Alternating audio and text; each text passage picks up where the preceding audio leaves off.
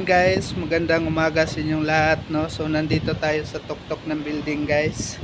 So kung nakita nyo dyan, medyo magabon-gabon kasi masama yung panahon ngayon dahil sa bagyong Christine. So ayan guys, ipakita ko sa inyo yung area, paikot dyan, paikot hanggang dyan. So maganda yung view pag walang mga gabon-gabon. So masama kasi yung panahon ngayon, guys, kaya ganyan yung ano niya, weather. So ayan guys, God bless, ingat kayo palagi.